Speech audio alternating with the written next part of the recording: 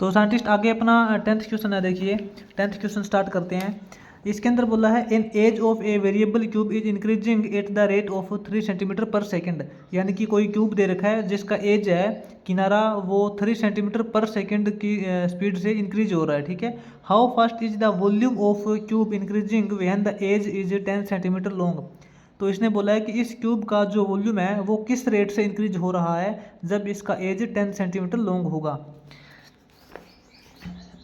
तो साइंटिस्ट ये भी बिल्कुल इजी क्वेश्चन है। मान लेते हैं कि अपने पास एक क्यूब दे रखा है, ठीक है। क्यूब आपको पता है जिसकी सारी की सारी जो साइड होती है वो इक्वल होती है। तो यहाँ पे एक बार नोट करते हैं जो हमें गिवन कंडीशन दे रखी है। लेट मान लेते हैं side of cube is equal to side of cube is equal to A दे रखा है। इसके अकॉर्डिंग ये जो साइड दे रखी है वो इंक्रीजिंग रेट क्या है इसके अकॉर्डिंग हम यहाँ पे लिखेंगे D a upon D T. Time के रिस्पेक्ट में जो इसकी साइड है उसकी इंक्रीजिंग रेट वो क्या है 3 सेंटीमीटर पर सेकंड है, ठीक है। तो हमें इसका वॉल्यूम का इंक्रीजिंग रेट निकालना है। तो सबसे पहले आपको पता होना चाहिए कि इसका वॉल्यूम क्या है। वॉल्यूम ऑफ क्यूब क्या होता है साइंटिस्ट? वॉल्यूम ऑफ क्यूब का जो वॉल्यूम होता है वो अपना होता है लेंथ ब्रेथ इंटू हाइट, ठीक है। इसकी तो length into breadth into height सारी की सारी इक्वल है। तो यहाँ पे लेंथ ब्रेथ इंटू हाइट करोगे तो ए का क्यूब हो जाएगा, ए क्यूब। तो इसका डेरिवेटिव करेंगे टाइम के रिस्पेक्ट में। तो साइंटिस्ट इसकी जो इंक्रीजिंग रेट हो जाएगी वॉल्यूम की वो क्या हो जाएगी?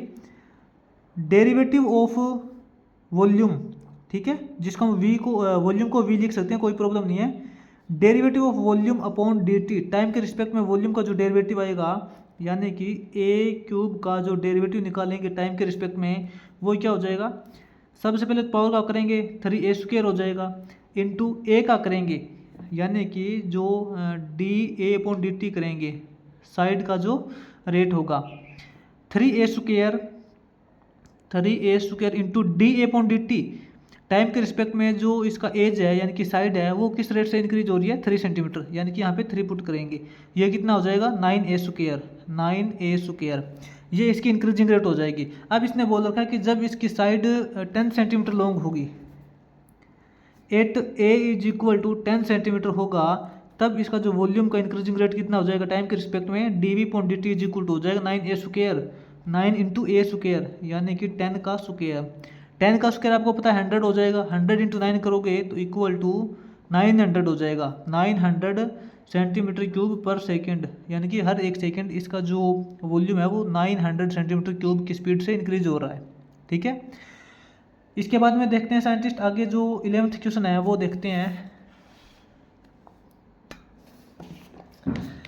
11th क्वेश्चन में साइंटिस्ट क्या बोला है?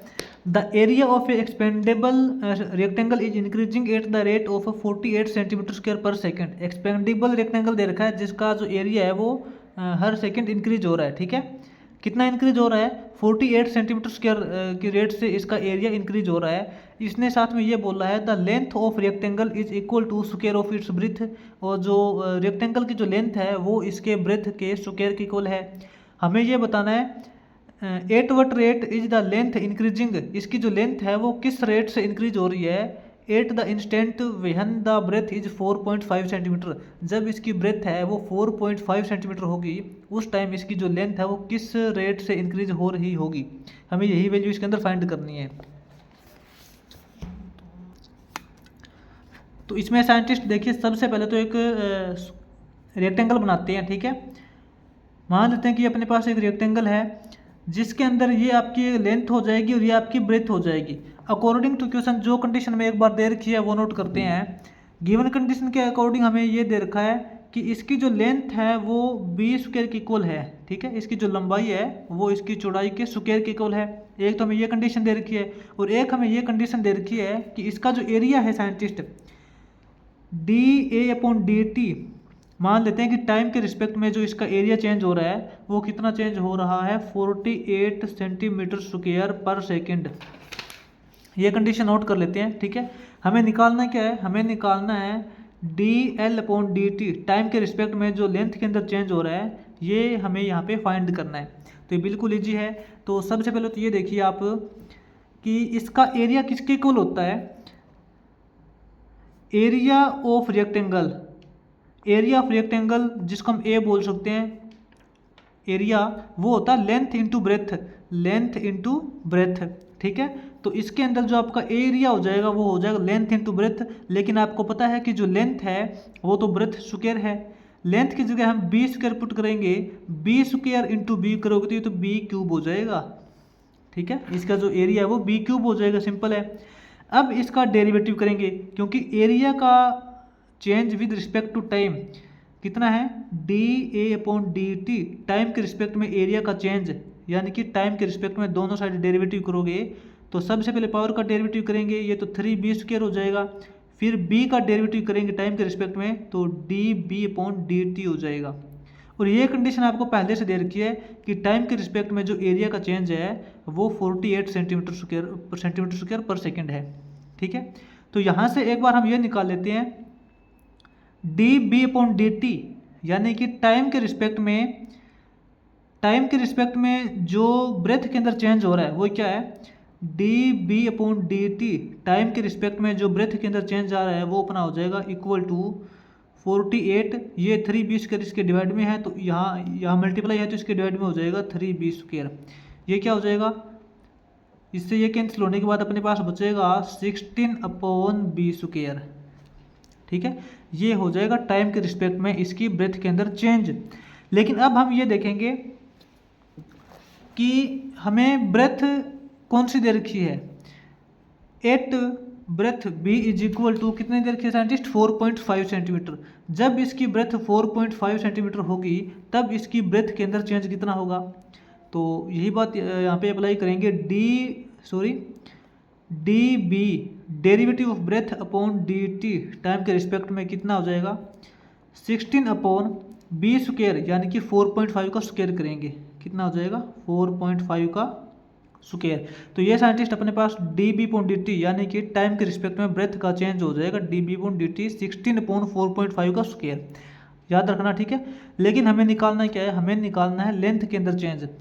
यहाँ साइड में कर लेते हैं, आपको क्या रिलेशन दे रखा था, आपको पहले से ये रिलेशन दे रखा था कि L is equal to B square है, जो इसकी लेंथ है वो ब्रेथ के स्क्वायर की इक्वल है ना। तो हमें निकालना है, अब हम देखिए दोनों साइड डेरिवेटिव कर लेते हैं, दोनों साइड डेरिवेटिव करेंगे टाइम के रिस्पेक्ट में तो ये तो अपने पास हो जाएगा D L upon D T, time के रिस्पेक्ट में लेंथ का चेंज इक्वल टू, अब इस तरफ हम डेरिवेटिव करेंगे तो ये तो सबसे पहले तो पावर का डेरिवेटिव करेंगे तो 2b हो जाएगा, फिर D B upon D T हो जाएगा, ठीक है ना, 2b into D B upon D T हो जाएगा। तो यहाँ से D L upon D T, D L upon D T, ये देखिए यही तो हमें निकालना है, D L upon D T ही निकालना था। तो 2 इंटू बी,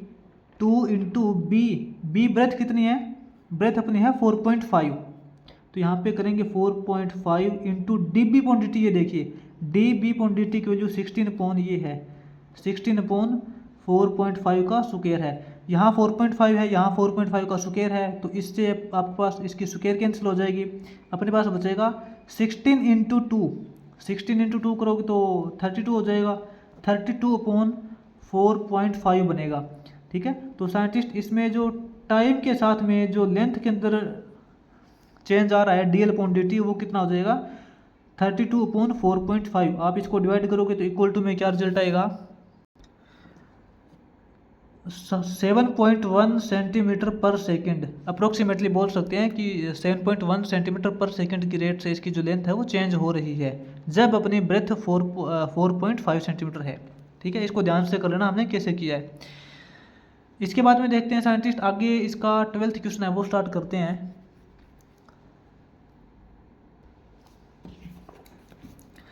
12th क्वेश्चन में देखिए साइंटिस्ट, इसने स्टेटमेंट दे रखी है, a stone is dropped into a quick lake and wave moves in circle at speed of 4 centimetre per second. तो साइंटिस्ट इसने क्या बोला है कि एक क्विक लेक यानी कि झील के अंदर किसी पत्थर को फेंका जाता है, आपको पता है झील के अंदर पत्थर को फेंकते हैं तो लहर सी बनती है, ठीक है, और जो वेव बनती है वो इस प्रकार चलती है यानी कि सर्कुलर फॉर्म में चलती है at a speed of 4 centimetre per second, यानी कि हर सेकंड 4 सेंटीमीटर की स्पीड से वो जो वेव है लहर है वो चल रही है।